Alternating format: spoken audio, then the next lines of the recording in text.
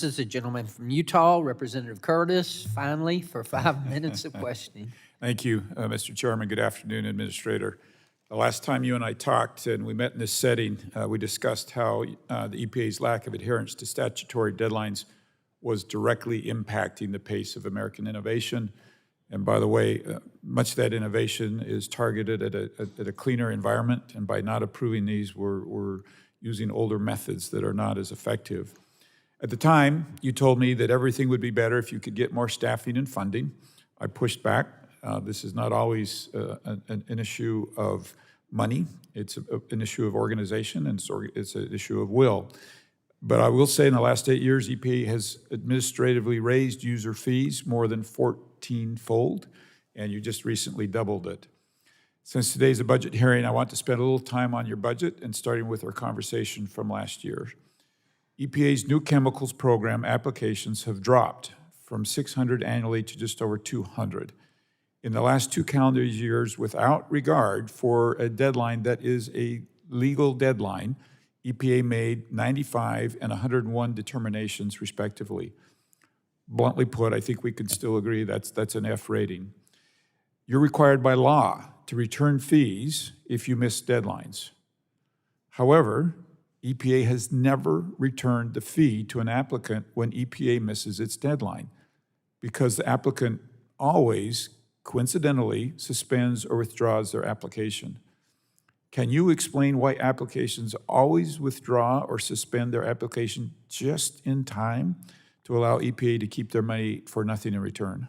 I was unaware that applications were being withdrawn by force from EPA, so we'd have to kind of really zero in on which applications, what the conditions were or circumstances. So I'm pleased that you're willing to look at that, because you can tell just on the surface if that's correct, that's not good. I've been told that EPA has effectively threatened by phone to ask them to suspend or withdraw their applications. I'm going to take your word for it that you don't have any knowledge of this, but I would like you to look into it and come back and share with us your findings, because as you can see, that would be hugely problematic. I commit that to you. Excellent, thank you. For those watching, Section 26 of the TSCA permits EPA to charge user fees of 25% of this program's budget's cost. In the last years, I mentioned that you've increased those fees 14-fold and recently doubled it. Now turning to your budget, the EPA's estimate of TSCA direct costs are substantially more than the 25% of the appropriated budget. So, won't surprise you, but I'm perplexed about how you can spend that money if it's not coming in. In other words, in EPA's view, that it can charge fees of 25% predicted regardless of the cost? I'd have to look into that. I mean, I want to really interrogate this assertion, because I'm not quite sure we agree on the premise of where this is coming from.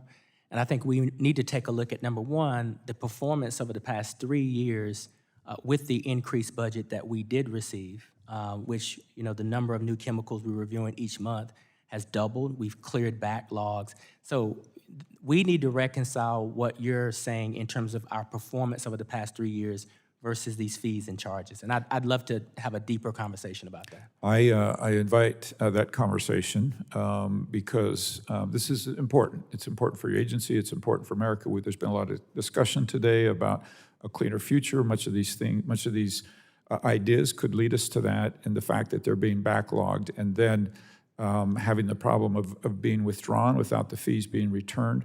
And I appreciate your commitment to do that, whether it's with me personally or back here in this committee room. I welcome that and look forward to those conversations.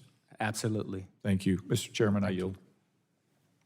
The gentleman yields. The chair now recognizes the gentlelady from Michigan, Representative Dingell, for 5 minutes of questioning. Thank you, Mr. Chairman.